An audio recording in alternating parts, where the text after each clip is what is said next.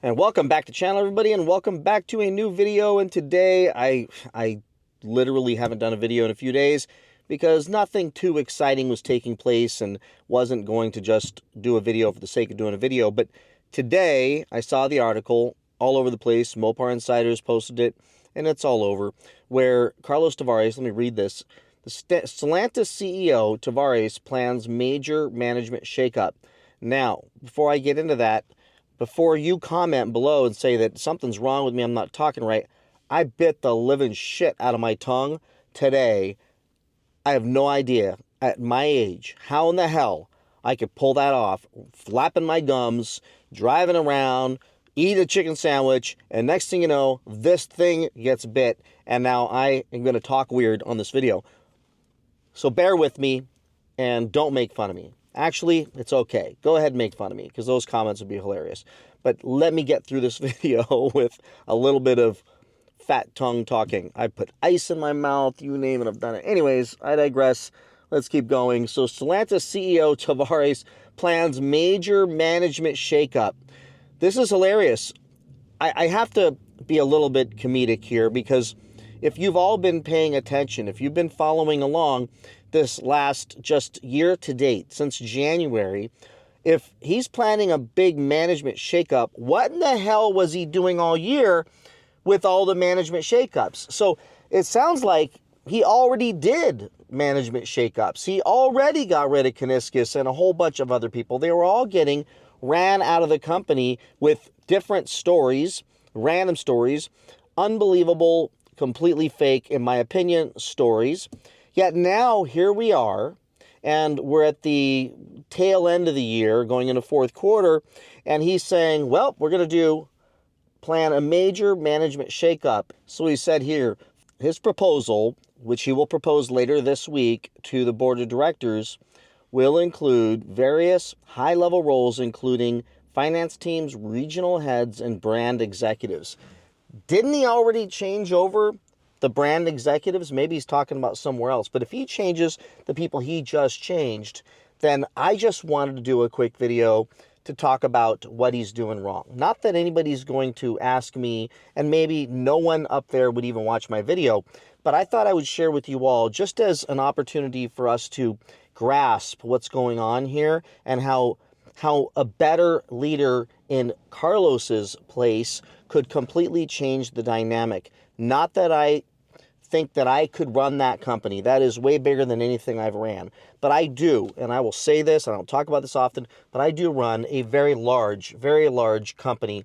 It's a $200 million company. That's what I do every single day, which is why I'm traveling again today. I am in another region making sure things are good. But let me tell you what I do, and I am by no means saying that I'm that level of leader for a giant Fortune 500 colossal monstrosity like Stellantis.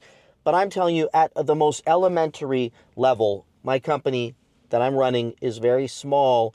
At least my regions are very small compared to Stellantis. But I believe my ideas would be well received and be better than what he's doing, because what he's doing is creating more terror around all of the leadership and finance folks in that company. So now they all get to sit back and go, well, am I next? Even if I just got my job, am I next? When they all are saying, wait a minute, you got rid of the people that were telling Tavares he was the problem and got new people in that said, okay, Tavares, you're not the problem. They're willing to swallow that pill for the money.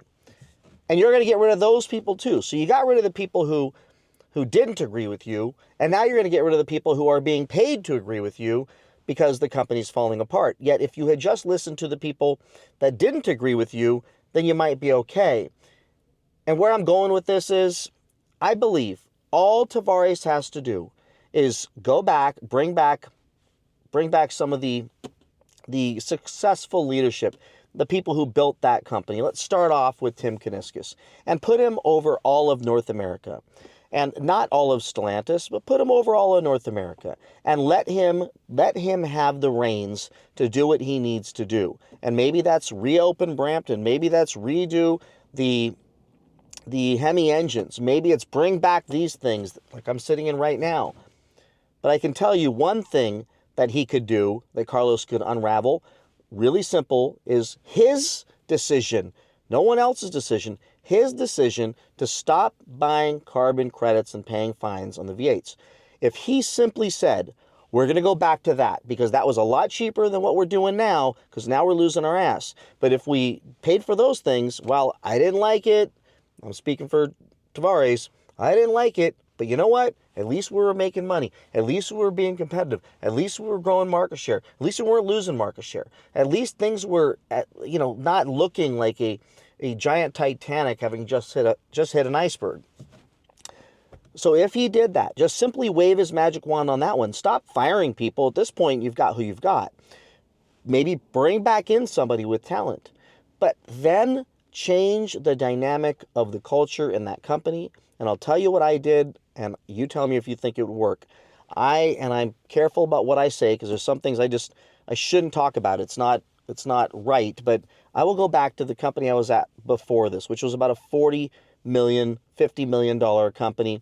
And we had 1,000 people working in it, and I was the vice president. And the president and CEO pretty much told me, you figure it out, or, you figure it out. If you don't figure it out and make the changes, then I'll make the changes. And I loved the guy. He was a great guy, but he put it in my hands to make the decisions. And I knew that living as a leader in a company and walking like a tyrant around every single part of that company, meaning everybody was terrified about losing their jobs, would not solve the problem. What would solve the problem is immediately cut everywhere I can where we're losing money and stop that bleeding. Get rid of expenses that are not returning any money, not giving us a return on our investment, or figure out how to quickly revive that. But guess what? It wasn't up to me to have that answer. I remember back at my last company, with the CEO, with the president, we put everybody in a room and we said, things are going to be ugly. It's back in 2007 when things are really ugly. Things are going to be ugly. It's going to be like an airplane flying through the sky with tons of, in the middle of a war with bullet holes all throughout it. But we are going to make it to the other side of the airport. And I remember traveling throughout the company, we had the speech to everybody that our plan is to land with all of you on this plane. Now, if you're not carrying your weight, you're not doing your job, and your department's slacking, and you are missing work all the time, and you're sucking at your job, and you're under disciplinary or failing, then we're going to have to, that's the first place we're going to go. That's the low-hanging fruit. Get rid of the people that aren't doing their job, that are just costing us money, and let's incentivize everybody else. So back then, we made a decision that we're going to ask every employee, from the receptionist at the company, the part-time employee, we empowered everybody to make a decision on expenses and tie them to the outcome. And it was this. It was everyone is in charge of their department's expenses. And for anyone who finds company savings, finds expense savings that don't impact the day-to-day operations and growth initiatives of the company, meaning you identified waste, whatever the expenses, we're going to pay you in a one-time bonus 10% of that once we eliminate that expense of its annualized cost. So if somebody found, even the receptionist said, look, we're spending $1,000 on rubber bands and we don't need rubber bands. We can use clear tape and it'll last longer. Okay, cool. That's $1,000 a year. You get $100. And then we canceled those orders for the rest of the year, and that person got a bonus. And I will tell you, all across the company, everybody identified waste. Everybody was empowered to do so, and they all got money. And what we paid those people was a tiny fraction of what we saved in empowering everybody to make good decisions, not just the leadership. Everybody make good decisions. And then we had another meeting where we asked everybody, how can we grow this company out of the problem we're in now? Because cutting can't be the only way. What can we do to attract more good quality talent and get more good people into this company, get more sales, more business, more transactions going throughout this company? And every employee, it didn't matter if they were receptionists, would say, I have a problem right now that, if we're not open on Sundays, I can't get clients to come, okay, fine. What will the ROI be? And let's identify that. Let's study it for the next month and then make a good decision and go ahead and track it and make sure we're getting an ROI on that. And every employee across the company had ideas. Not one person didn't. They were empowered and they felt listened to. And by feeling listened to, they felt like they were part of the solution, not part of the problem. And you know what else they thought? They thought me and the CEO and the president of that company were wonderful people, and they wanted to work there. They didn't want to leave because they felt like they were valued. Their opinions were valued. When they said something, they weren't punished. They weren't put in a corner and said that person's being negative. We also asked for them to anonymously tell us what we were doing stupid, what we were doing that was stupid. And please send it in, fold it up in an envelope, and send it in the office run to the corporate office, and we will not know where it came from, and tell us what we're doing stupid. The only request we have is be respectful and be constructive and offer solutions in that. If we're doing something that's bad, tell us how we can do it better and how we can do it to the point that it enables growth and more revenue to come into the company. And you know what happened? We grew from like the top 15, 20 companies in America to one of the top 10. I think we hit number 7, and we came out of that stronger than ever. And we came out of it and we landed that plane with our people. But it came down to this. I knew if we were failing, and the owner knew, the CEO knew, if we were failing, it rolled right back to me. It was because I didn't have the guts to do the things I needed to do. And I knew in some of those meetings, I got a call on one Sunday from the CEO of the company and said, come in, we've got to cut $300,000 a month in expenses. And by the way, you're going to be one of them, and you're going to take a pay cut. And we sat down and we went through this stuff on a Sunday. And I'll tell you, the plan that we came up with was the exact plan that I'm sharing with you all, which was to empower the team to go help us achieve what we're going to achieve. Make sure that they felt part of the solutions, not put them in fear and tell them more layoffs are going to come if you don't do better. If things don't get better, we're going to lay more people off. And that's what Carlos is doing. And you know what that does? It kills morale. I want you all to think about this. If you went to work tomorrow and you didn't know whether you had a job or not, you were terrified, yet you were one of the best employees, would your morale be high or would it be in the toilet? It would be in the toilet.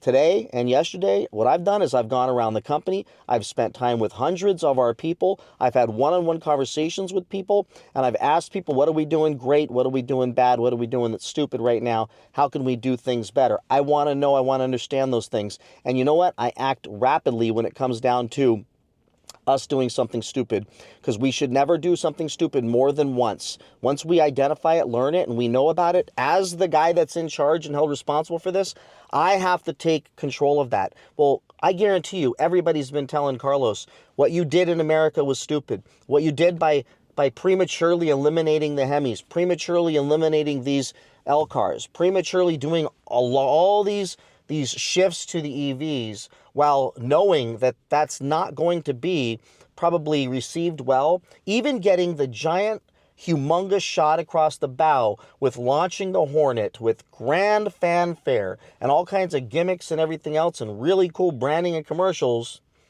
that thing was a failure, continues to be a failure, and continues to land at, I think, 2024's worst-selling car. This has not happened with another company in probably decades, where they failed this miserably and didn't listen to the warning signs and said, you know what? The Hornet's bad. Let's go ahead and fire sale all those Hornets and discontinue that thing immediately and reinvest that money into something the customers want. Buy carbon credits, bring back a Hemi, get everybody excited. Drop the prices, because remember, if you're up 50% in the last 5 years in prices, you probably should go back and maybe make that a 10% shift and figure out how to cut where you can do that, where you can enable that pricing and still sell lots and lots of cars. Selling a Dodge Charger or continuing to sell a Dodge Challenger with a Pentastar V6 would still sell like crazy. People would still buy it like crazy. They sold hundreds and thousands, not millions of those things, and made good money on those cars. You wouldn't even have to have that many of these things, and then still go ahead and launch your EV as a sub-brand among everything else, as an option for the people who want to buy those things. And go ahead and let them overpay for them. That's fine, because they'll help offset the fines and the carbon credits. And like TK said, why not be the first company to go and deal and file the lawsuits against the EPA with regard to the Chevron doctrine and force out these stupid rules and come back with even one V8 or a smaller V8 or a much smaller V8 with some turbos, or even a hybrid or anything. Because what I was told, and I'm going to say this, I was told by Tim Kuniskis back probably 2 years ago when I had that phone call with him. I said, why aren't they just going with hybrid? And he said to me, because they're too expensive to make, way too expensive to make. Yet now what we're seeing is the freaking Hornet came out. So why not make a hybrid with the V8 and make it extremely fuel efficient? There's other things he could have done that would make him look brilliant, but firing more staff, firing more leadership, getting rid of more employees, putting more people in fear, laying more people off, moving more jobs out of the country, it's destructive. But the biggest issue here, and I'll end with this, is you've destroyed the morale of that entire company, and not a single employee, I'd venture to say not a single employee looks forward to going to work every single day and doing a great job. I think everybody there is doing just enough to hang on, knowing that tomorrow might be their last day. And that is a failure of the CEO. That is a failure at the highest level. It is not everybody else's fault, it's his. And at this point, I believe the board of directors is going to meet and make some decisions based on this article on Tavares' future. And I hope that is removing him rapidly and putting somebody, go back and look at Lee Iacocca and how he mobilized everybody and how he got that company back up and running. And I'll tell you, that's what they need right now. They should go dig that dude up, get his DNA, and clone him, because they need a leader that inspires and brings back everybody. Because right now, moving all these jobs out of the country, laying all these people off, delivering shoddy products with bad, poor build quality, and delivering, almost said it, crap like the Hornet, is not inspiring anybody, and it's destroying their dealership network as well. And I know we hate them, but you know what? Necessary evil, and it kind of sucks that even that thing's fallen apart. So with that, everybody, just my thoughts I wanted to share with you, just the business aspect of it from my perspective on how this could get fixed and things could get better, but they won't do it. They're just going to keep cutting and keep making everybody fear for their jobs every single day while this company falters and burns cash, and ultimately it's going to have to go down in flames, one form or another. Please like, subscribe, comment, share your thoughts below, and I'll see you in the next one. Bye-bye.